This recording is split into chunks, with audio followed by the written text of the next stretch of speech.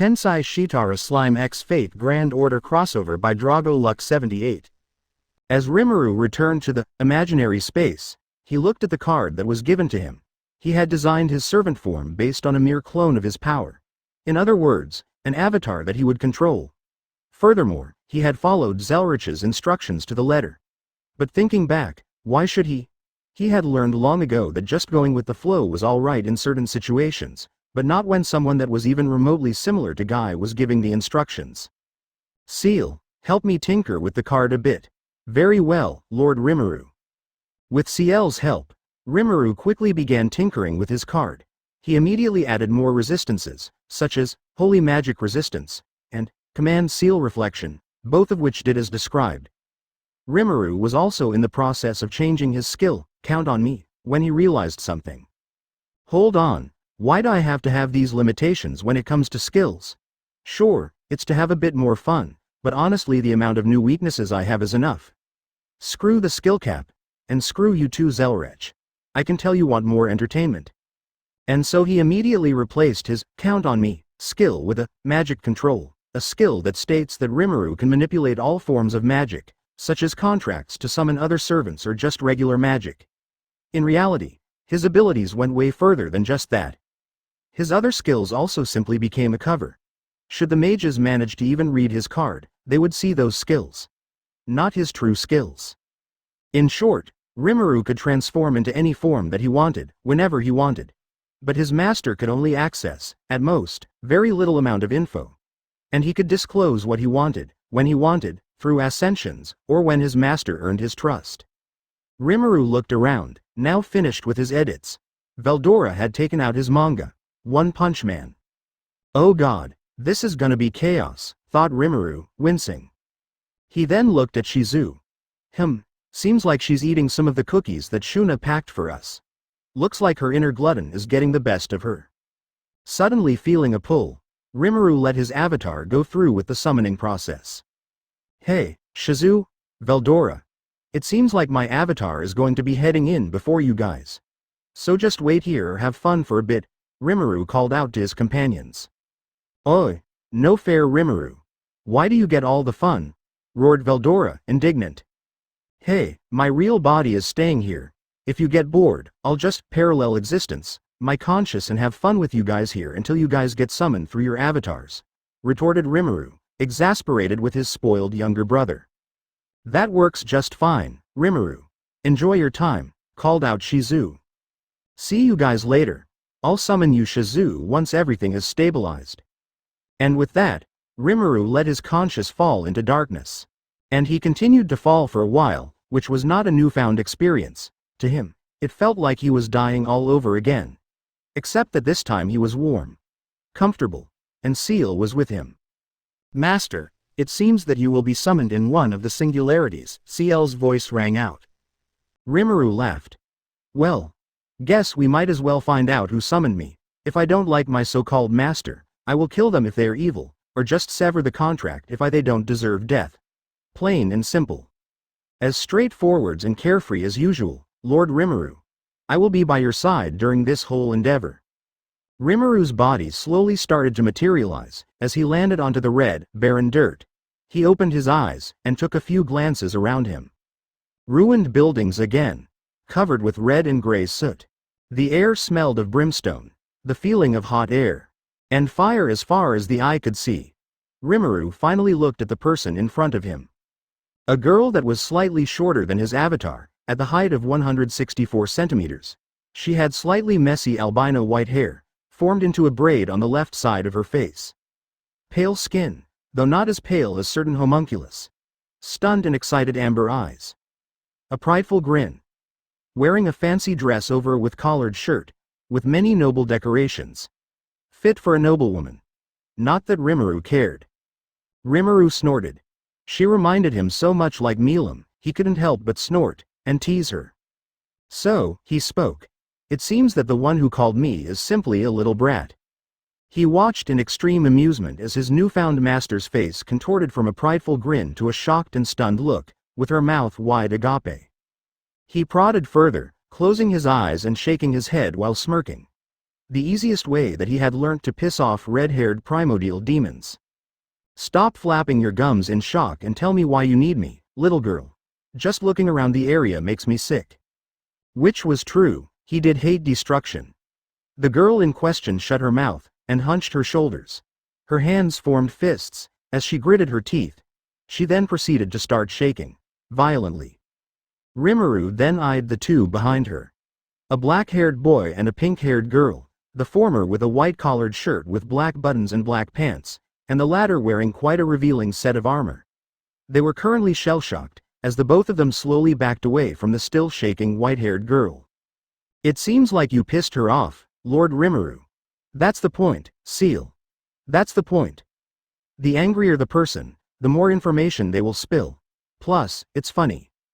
A ear-splitting screech broke Rimuru out of his thoughts. You upstart ignorant bastard. WHO, do you think you're talking to? Oh God, thought Rimuru. I didn't realize she had Hinata's and Luminous's temper. Her name was Olga Marie Animosphere, the director of Chaldea, an organization that is tasked with preventing the extinction of humanity. She is the daughter of Marisbury Animosphere, the former lord of the Department of Astromancy at the Clock Tower. She was by all rights an incredible Magnus, and someone with many great qualities. Excellent bloodline. Incredible magic circuit quality. The bearer of the Animosphere magic crest. Great connections. However, patience was not once of those qualities, and it had already been frayed as it was. The near destruction of Chaldea and the loss of Lev Lanor, the one person she could actually trust, had already pushed her to the brink. Being forced to personally go to the singularity against her will and fight against monsters formed even more cracks. Having only a civilian as a master to aid her alongside a demi-servant just widened those cracks. The fact that said civilian master ended up summoning black keys of the church instead of another servant to aid them made her snap. She had forcefully tossed said civilian master aside, and had made her way to the summoning circle and activated it to finally get some things under control, ignoring the screaming Romani all the while. In hindsight, that may have not been the best idea. She did not have the constitution to be a good master despite her magic circuit quality. By all accounts she should have failed in her summoning. But she had managed to summon an actual servant. One that looked strong, and had an aura of confidence around her. She was happy. Happy that she could take things into her own hands, and achieve her goals. That she could finally right the wrong that was done to Chaldea. And then said servant insulted her. She would not take an unruly servant lightly at this point. Servants were familiars that should listen to their masters, and it was only through this relationship that a partnership could be formed. How else would the servants listen to their master if not for the command seals? They were notable people of the past, with varying levels of pride. If they did not respect you as a master, then they would not listen to you. Hence, the relationship of master and servant had to be clear-cut. As such. You upstart ignorant bastard. WHO, do you think you're talking to? She had yelled. Which had brought them to the current situation. The black-haired boy and pink-haired demi-servant to Olga's left, shaking with nervousness. Olga herself glaring at the newly summoned servant, and said servant looking at her with a neutral expression. A servant with long platinum blue hair, golden irises, a navy blue coat and pair of boots, beige fur scarf and black pants. They stood staring at each other, one with a look of neutrality, the other of indignant anger. The servant broke the silence. To answer your question, no, I do not know who I am talking to, besides the fact that the person in front of me seems to be someone that usually gets what she wants, and if she doesn't, well, she screams at people, like a little brat I know. Olga's glare narrowed. She stared slightly upwards towards the servant. Rimuru, realizing that the girl in front of him had to look upwards to make eye contact with him, noticed that he was roughly 170 centimeters in height, not the original 120 centimeters he would have been when he designed the card initially. Well, guess that's what happens when you focus too much on your powers. As a foreigner servant, it seems that allowing my strength to leak through has caused some physical changes, not that it really changes anything, he thought. Olga stepped forwards. Rimuru stood his ground. Man, she really is like Hinata when she's pissed, but she's nowhere as scary. Olga opened her mouth. For your information, servant, my name is Olga Marie Animosphere, current director of Chaldea, she announced pridefully, before raising her right hand. And I am also your current master, she added, indicating the red markings on the back of her hand. so you better behave yourself." Rimuru narrowed his eyes. He never liked authority, nor people taking control of others forcibly. Especially thanks to his experience in the war with the Empire and the Angels. Obviously, he had riled her up, but that was for entertainment purposes. That, and to get to know his contracted master.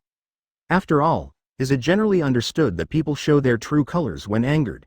And he would get a funny reaction out of it. Perhaps Guy had influenced him a bit too much. Still, if she had managed to ignore the insults and counter, that would demonstrate maturity and elevate her standing in Rimuru's eyes. The fact that she got upset, angry, and went straight to her command seals to threaten him demonstrated a lack of confidence in her abilities as a master. Which was certainly the case. Just by feeling out with his senses, Rimuru could tell that the magicules, or mana, that he was receiving from the girl in front of him was little to none. The only reason he could easily manifest like this was, well, because he wasn't exactly a servant that relied on the master's mana. He could just use the magicules stored in his actual body and send it to the avatar he was currently using. That being said, he needed to clarify his current position with his newfound master, not one of master and servant, but of two equals. "I believe that I don't have to, girl. You see, command seals allow for absolute commands and orders to be placed upon a servant." Rimuru started, approaching Olga. "However, you only have 3. 2 if you want to maintain the contract. Not an infinite amount. The moment you run out is the moment you no longer have any control over your servant." Sure, the threat of using a command seal usually deters servants from going against their master in normal circumstances. However, we are not in a normal circumstance, but in a singularity. At these words, Rimuru smiled, indulging in Olga's baffled face. He then went into what he liked to call teacher mode. As a result, I can easily understand the motivation behind summoning a servant. You are low on resources and need the extra firepower a servant grants, in order to deal with this singularity. As a result, you cannot afford to use your command seal to kill me, simply because I am your so-called investment. You clearly no longer have the time nor the resources to kill me and summon another servant, not with your limited amount of time, resources and magical energy. Plus the summoning process emits a large amount of what you call mana, which could easily attract more enemy servants in this singularity.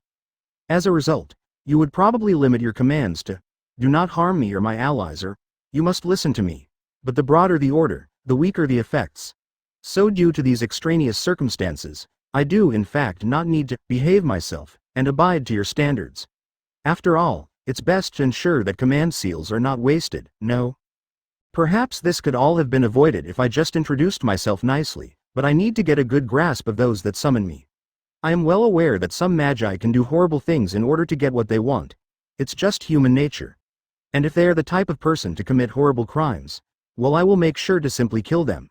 Then again, I can just analyze their brain and soul, but that would be anticlimactic. To Rimuru, being summoned as a servant allowed for 2 things: entertainment and the salvation of humanity. He knew that he could solve things himself, push comes to shove, but there wouldn't be a point. Humanity needed to solve things themselves, as Zelrech said, and he was there to support that. Yet that didn't mean that he couldn't have a bit of fun during all of this, especially if his contractor was this funny to tease. He once more looked at his contractor, who wasn't taking his declaration quite well. It seemed that she was about to have another angry outburst, but the demi-servant present immediately tried to placate her beforehand. Could we please just calm down? It wouldn't be wise to make any more noise or else." She didn't get to finish those words, as multiple skeletons covered in rags appear from around the corner of the street. It seemed that they were attracted here by all the noise. The pink-haired girl sighed. The black-haired boy winced. Olga Marie Animosphere grimaced in embarrassment before glaring at Rimuru, who shrugged. "Well, servant? Go do your job and deal with the enemy, you two, Fujimaru and Mash." Rimuru quickly eyed the enemies, before looking at both the now named Fujimaru and Mash. He was impressed that Olga still paid attention to both of her companions, and was prompting them to fight despite Rimuru actively annoying her. It seemed that his judgment on her simply being a spoiled brat like Milam was incorrect. That being said, "Very well. I'll take care of a few enemies," said Rimuru, addressing Olga. "However, it seems to me that your companions don't have that much first-hand experience. So I'll make them take the brunt of the enemy forces." Olga looked at him in surprise. Excuse me? Do you really expect two amateurs to be able to deal with that horde? Rimuru looked at the pair, who had already begun to engage the enemies. No, but I do expect them to be able to learn on the fly. They will need to experience for future fights. Olga glared at Rimuru again.